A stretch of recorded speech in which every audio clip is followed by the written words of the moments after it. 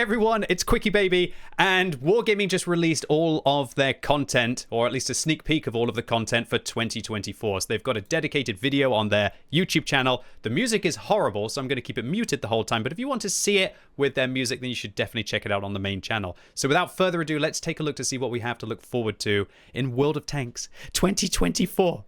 It's that obvious. Have I got this playback speed? It's still at half. Okay, I'll put it into normal playback speed, and I'm just going to have to pause the video a lot. Okay, so Wargaming are basically early on confirming what they've done in 2023. So they're saying they've done snowballs, they've done all the different game modes, but what do we have to look forward to in 2024? So firstly, it looks like they've got explosive barrels on trucks that are going to maybe cause like AoE damage to everyone who's inside it, or maybe it's going to explode after a little while. That's pretty mad. Also, explosive barrels. Looks like they're going to be in locations so you can be able to open up parts of the map.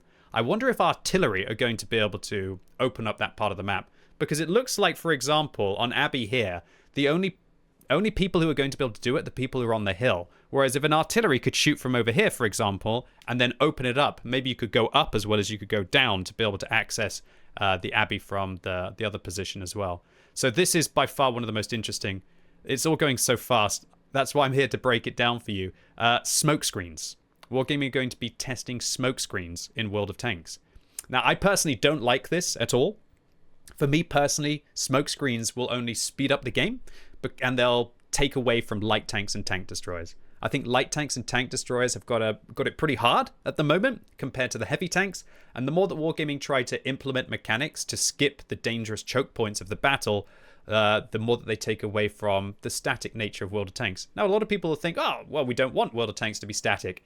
But sure. But the heavy tanks are already grinding everyone out on ridge lines. As soon as you allow them to just access more dips and more hold down positions, like on Sand River here, the more of a nightmare it's going to become to try and counter them. So, wow, this video is just showing a million different things. So, firstly, frontline, unique battles await. So, firstly, Wargaming, stop ruining frontline. This Twist of Fate shenanigans, the operational support, what these two mean is that you will have to choose what combat reserves you'll have to have via random inside the battle. And operational support means that all of the cooldowns are less, so you can just basically spam the map with lots of different abilities.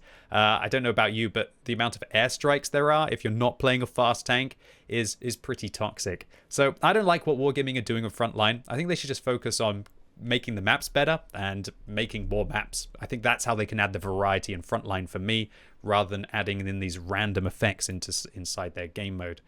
Next up, we have Von Krieger returning. Not really surprising. Onslaught.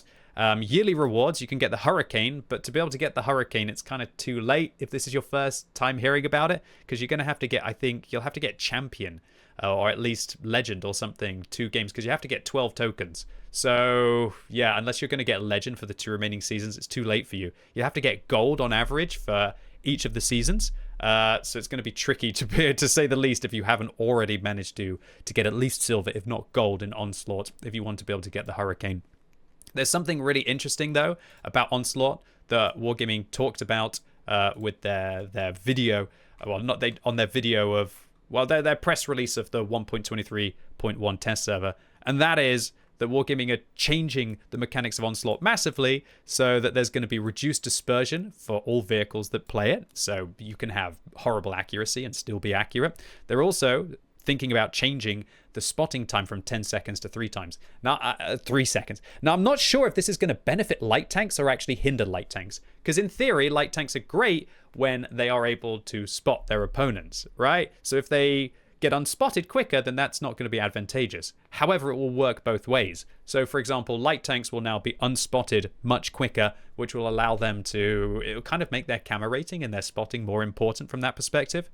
They're also reducing the proxy spotting radius from 50 meters down to 25, which will be absolutely mad inside Onslaught.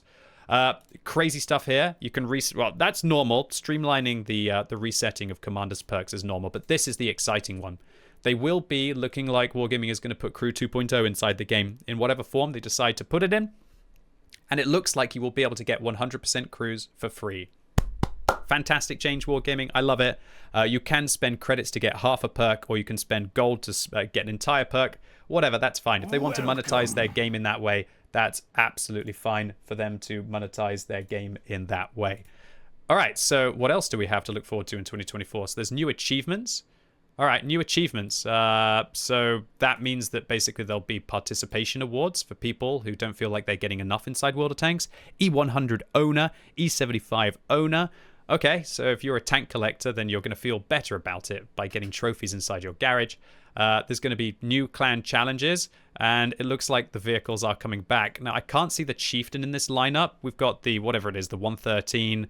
We've got the Contra Caro, or whatever it's called. And then that one is the 907, and then the Panzer 7. And then there's a new tank that's hidden under this rag here, which will be exciting for all of you clan players. What else do we have? Fun modes. So fun modes. So that was like the rocket mode that we had with the artillery rockets. Then we've got snowballs, which is going on. Now this is the exciting one. Look at this. Testing. Kind of looks a bit more like a Rocket League kind of experience, right? I think this will be fantastic. As someone who just participated in the EBR races, I think this might be one of the most fun things to do. Kind of like trying to go up and down the platforms, maybe make it a little bit of a challenge, have different courses that you can try and complete. That actually does look like it could be really exciting. Wow, vehicle evolution, comprehensive rebalance. So I can see the Batchat and I can see the Panzer 7. I don't think the Panzer 7 needs a buff. I think it's an incredible vehicle. Just did a masterclass video on it, and I can tell you, I'm getting like 64% wins solo in that vehicle. If you play it well, it's a very strong tank. So I'm very worried about how much Wargaming might buff the Panzer 7. The only thing that they could do is buff the weak point, but if they do that, then the tank is going to have pretty much no weak points on the front, which will be outrageous. So we'll see what Wargaming does. I don't think the Panzer 7 really needs love. I think it's a good tank in the game right now. The Batchat, on the other hand, that one could be very interesting. I do think the Batchat needs a little bit of love. It's not as good as the 13105 for fun, and I think there are other autoloaders that are just better than it. So I'd like to see the Batchat get a little bit of maybe gun handling or intra-clip reload. I think that could make the Batchat special. And that's one of the only, I think, 2 tier 10 tech tree medium tanks that I haven't 3-marked now. So I'll be waiting to 3-mark that one for when it's buffed in 2024. All right, what else do we have? What did you see, by the way? Did you see like there was a Watt Plus logo there as it was going out? That's like a bit of an Easter egg. So do you think Wargaming are planning on rebalancing Watt Plus in 2024 and making it more powerful? Ugh, I'm glad I'm spotting these things. Okay, this is possibly one of the most exciting things so far. 3 new branches. And I have watched this video just a little bit before, and I managed to get this enhanced image here, right? So we can see these 3 new branches. These are the Japanese heavies that I've just talked about on YouTube today. They are Czechoslovakian light tanks, tiny little light tanks. And there are also what looks like Polish tank destroyers, as these do look very much like an Su-122 kind of build on this vehicle. But in a second, Wargaming are going to highlight this. So here you go, rapid firepower. Now, I didn't realize, but this is for the Czech light tanks. So that's going to be exciting. Looks like the new Czech light tanks will be rapid firepower kind of vehicles, so that's pretty mad. Pinpoint destruction, so this is the double aiming mechanic on the Japanese heavies. And then, wow, our first look at what the Polish tank destroyers will look like. Wow, they do look like the Su-122-54. That's not really a good thing. However, look at this mechanic. Less damage at long range, mid damage at medium range, and heavy damage at short range. Wow. Wow, I would have never have thought that Wargaming would do that. You kind of think that just the things that they pull out are baffling. So this is going to basically have terrible damage per minute at long range, but amazing damage per minute at short range. Does that mean that they're going to make this like the new DPM Scary Daddy? Is that what they're going to do? Are they basically saying, okay, we want to go further than the Badger? We want to have like more damage per minute than the Badger, but only when the vehicle is up close and personal and it doesn't want it to snipe. That's terrifying. And when we look at the damage that's dealt, if you think that a mouse has 3,000 to 3,300 hit points, depending on whether it's using a durability device, this could be like 1,250. It could very easily be 1,250 alpha up close. It could be like a Jagdpanzer up close that turns into an AMX 1390 at long range.